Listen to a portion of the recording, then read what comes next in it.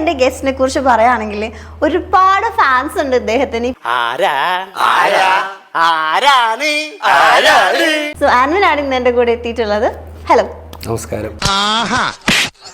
നീ ഒന്ന് ഭൂമിയിലേക്ക് ഇറങ്ങി കിട്ടാൻ കാത്തിരിക്കായിരുന്നടാ. ഇപ്പോൾ സോഷ്യൽ മീഡിയയിൽ confidence is equal to Alvin Jose എന്നാണ് ആൾക്കാർ പറഞ്ഞു കൊണ്ടിരിക്കുന്നത്. ആര് പറയുന്നു? ഞാൻ കേട്ടിട്ടില്ലല്ലോ. അസൂയ കൊണ്ട് പലരും പറയാറില്ല, അതുകൊണ്ട് ഞാൻ സ്വയം പറയുന്നു. ശരിക്കും എന്താ നിങ്ങൾക്ക് അവിടെ പരിപാടി? എന്താ കിരീടന്റെ സെറ്റപ്പ്? ഞാനൊരു ഉലകം ചുറ്റും ബാലിവൻ, പണക്കാരൻ, ஆனால் ഏഴകൾക്ക് തോഴൻ.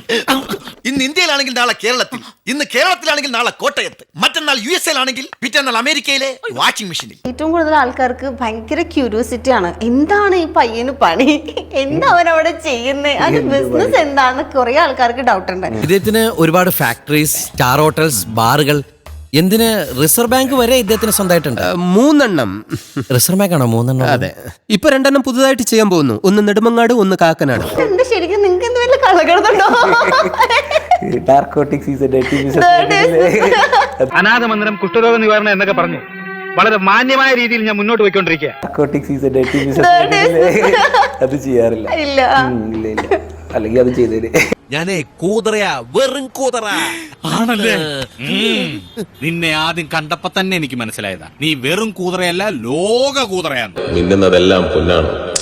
അപ്പൊ പിന്നെ ഇതാരാ അൻവിനെ? ഈ നിലമ്പൂറുള്ള കൊച്ചിനെ മറന്നോ? എന്താ രാമേന്ദ്ര പ്രശ്നം?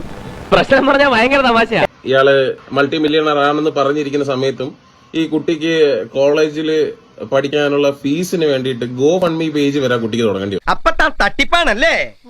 ആ പാവം ഉണ്ണിയമ്മയെ മായം കാട്ടി തക്കിട തരികിടയാക്കി നാട്ടുകാരെ മുഴുവൻ പറ്റിച്ച്. പക്ഷെ ആ കുട്ടിയുടെ ഡിപ്പെൻഡന്റ് വിസയിലല്ലേ അൻവിൻ എന്ന് പറയുന്ന വ്യക്തി UK-ൽ നിന്നോണ്ടിരുന്നത്. ആണെങ്കിൽ കുഴപ്പമൊന്നുമില്ലെങ്കിൽ അതെ, അല്ലെങ്കിൽ അല്ല. ഷിൻഡോ എന്ന് പറയുന്ന ഒരു വ്യക്തി UK-ൽ ഒരു കെയർ ഹോം സ്റ്റാർട്ട് ചെയ്യുന്നു.